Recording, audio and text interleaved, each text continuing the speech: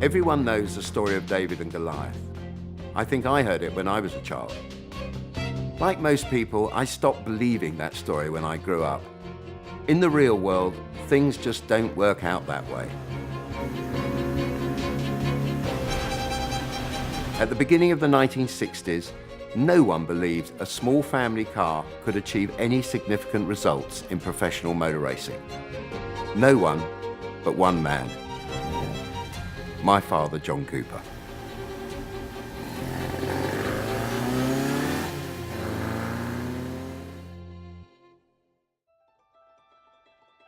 My grandfather, Charles Kупър, before the war, was a mechanic for the great land speed record holder, K. Don.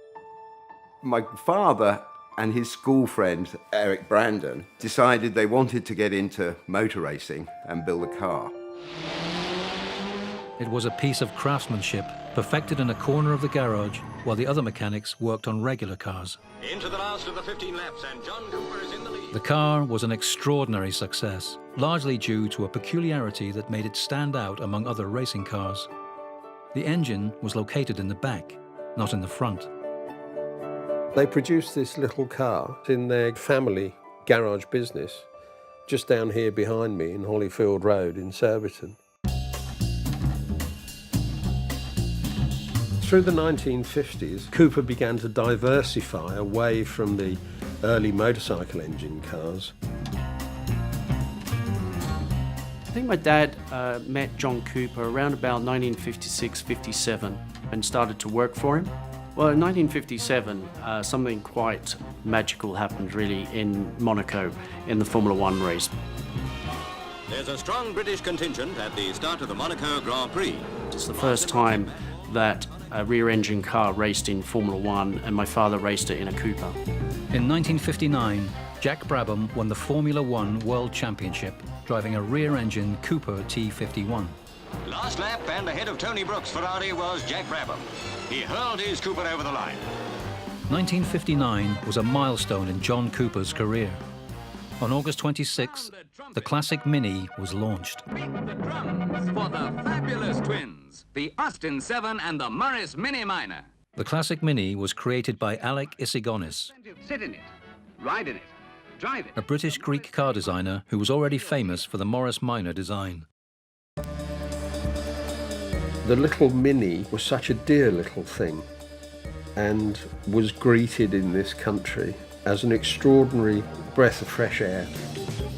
John Kupъr immediately saw the potential of the Mini as a racing car. He thought its traverse engine and front-wheel drive, in addition to a wide stance, could do wonders on the tracks. He discussed the idea with Alec Isigonis, who happened to be a friend of his. Isigonis wasn't happy about the idea of a performance Mini. He saw the Mini as an everyday car and was reluctant to develop a racing model. Eventually, John Kupъr managed to convince Isigonis by speaking with George Harriman, BMC's new managing director. It took years to reach the final stage of research. In September 1961, John Kupъr presented the Mini Cooper, and almost 2 years later, he introduced the Mini Cooper S. Against all odds, the Mini Cooper S won the 1964 Monte Carlo Rally, beating the V8 Ford Falcon in the last stages. Mini won the Monte 64, 65, 66, and we were disqualified, so we did everything to have the 67 as a revenge.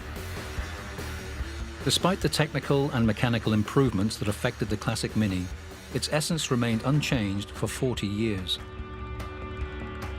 Then, in 2001, the BMW Group launched the new Mini. After John Kupър's death, Mike Kupъr started working with the John Kupъr Works brand.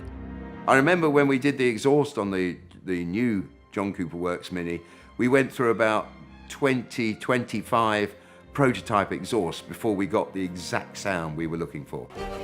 Thanks to the John Kupъr Works trademark, John Kupър's heritage today is not limited to the racing tracks.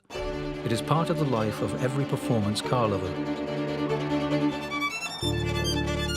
Tracing back the story of John Kupъr, we found that genius is not always connected with insanity. More often, it originates from the inspiration, the energy, and the passion that those men and women put into their work. The cars that John Cupър left us represent that exact message: inspiration, energy, and passion. Because to John Cupъr, those cars were his whole life.